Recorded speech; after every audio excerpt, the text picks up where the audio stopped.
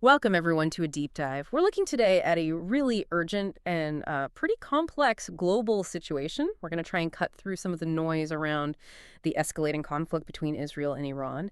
And specifically, we'll focus on President Donald Trump's recent, very direct statements and actions. Yeah, our main source for this is a detailed AP News report. It's titled, Trump Has a Choice as Israel Looks for More U.S. Help versus Iran. It's really packed with details.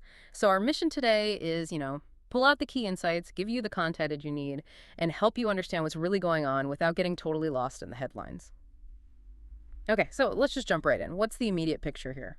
Well, what's really striking from the report is just how tangible the impact is. Right. It clearly says the conflict has intensified. Yeah. And you see these immediate consequences like airports closing across the Middle East, regional airspace shut down. This isn't just talk. It's hitting daily life, disrupting travel, commerce, everything across a huge area. And the human cost, the stakes seem incredibly high. I mean, the report mentions Israel saying it killed a top Iranian general.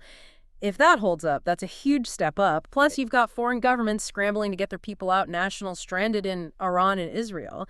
And think about the people in Syria, in Lebanon, already war-weary, just watching missiles fly overhead. It paints a really tense picture, doesn't it? The whole region just holding its breath. Absolutely. And into this very tense situation steps President Trump with some very strong words. Yeah, that's where it gets really interesting. The sources point to his increasingly muscular comments aimed right at Tehran. So what exactly did he say? It's quite direct, according to the report. He claimed the U.S. knows exactly where Iran's supreme leader, Ayatollah Ali Khamenei, is hiding. Called him an easy target. So, wow. But then added, importantly, we're not going to take him out, kill. At least not for now. Right, not for now.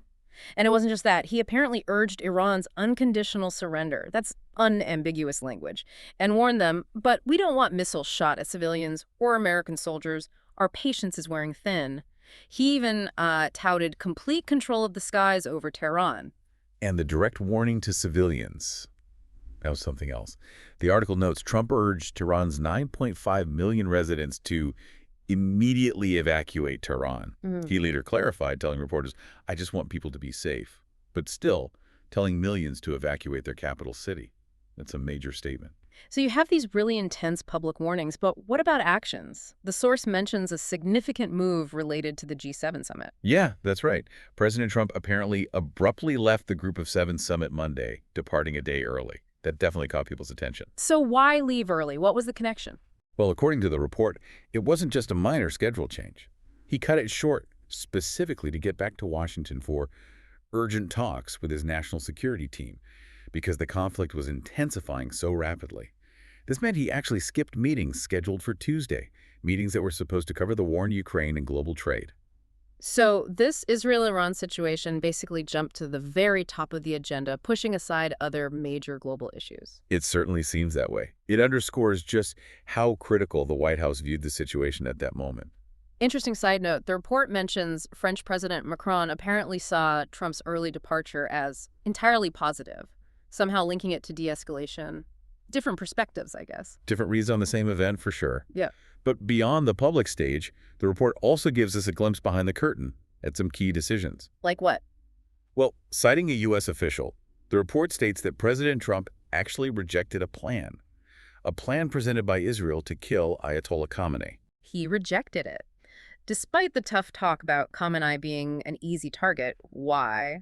What was the reasoning there? The core concern, according to the official, was that killing Khamenei could just completely ignite the conflict, that it might destabilize the entire region, potentially making things much, much worse. Yeah. So it looks like a strategic calculation, maybe pulling back from the brink despite the public rhetoric. Okay, that's a really crucial piece of behind-the-scenes information. And what about intelligence? There was some disagreement there too, right? Yes, quite a significant one.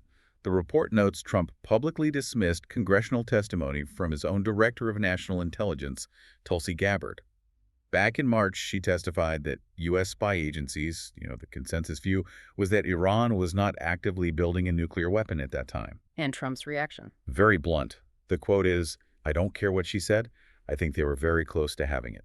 So, a direct contradiction of his top intelligence official's public assessment. How did Gabbard respond to that? The article says she later sort of brushed off the inconsistency, claimed the media had misconstrued her testimony, and that actually she and the president were saying the same thing. Hmm. That sounds like some political maneuvering, perhaps. It certainly raises questions about how intelligence is used and communicated. And it's vital to remember, as the report notes, Iran has always insisted its nuclear program is purely for peaceful purposes. Okay, so you have the tough talk, the rejected plan, the intelligence disputes. Where does this leave things? What's Trump's stated goal here? What does he actually want? He's apparently looking for something more definitive than just stopping the immediate fighting. The report quotes him wanting something better than a ceasefire.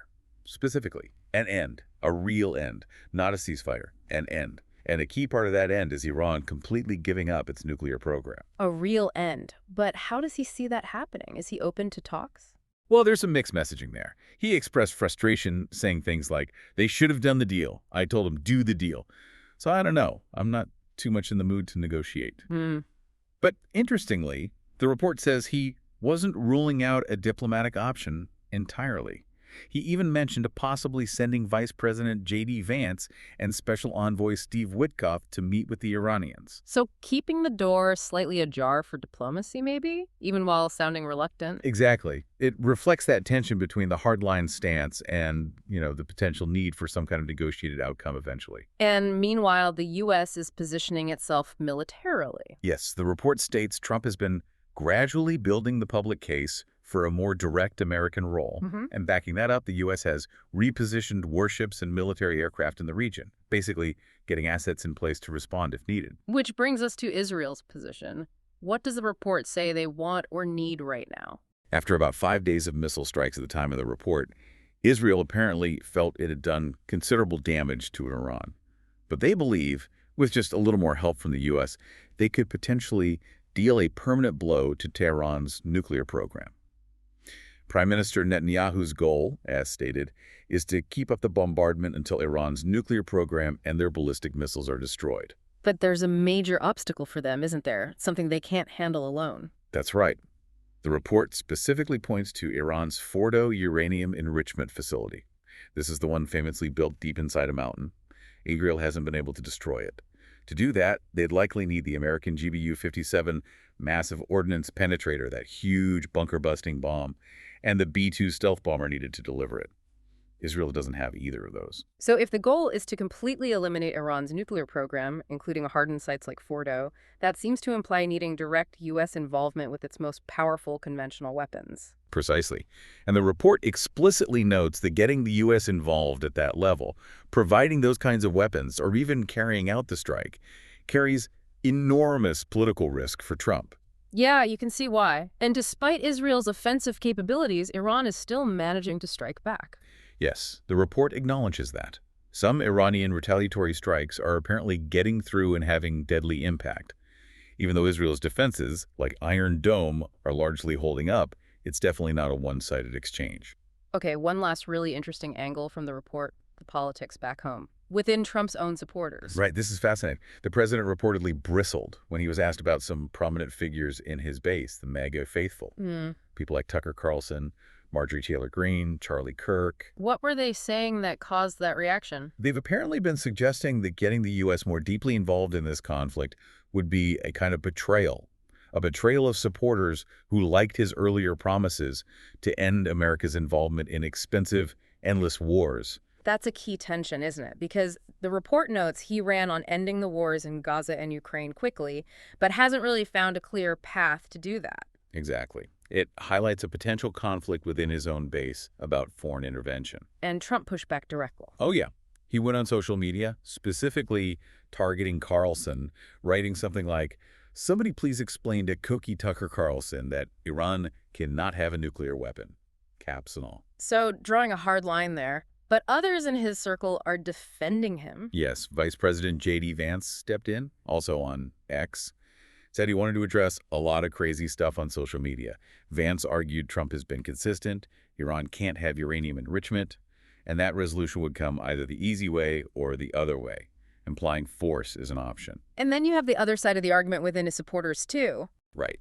The report mentions figures like Senator Lindsey Graham who are urging Trump to essentially go all in, fully back Israel, destroy Iran's nuclear program, no holds barred. So it really shows a split, a debate happening right within his own political coalition about how far to go. Wow. Okay, so we've covered a lot here. Trump's very strong rhetoric, the G7 departure, the behind-the-scenes rejection of that Israeli plan, the intelligence clashes, the military positioning, and these domestic political pressures. So, wrapping this up, what does this complex picture mean for you, the listener, trying to make sense of it all? Well, I think this deep dive really highlights the incredible complexity, doesn't it? You have these public declarations, very forceful ones, but also these strategic calculations happening in private. And it throws a key question into sharp relief for you to think about. How do leaders navigate that constant tension?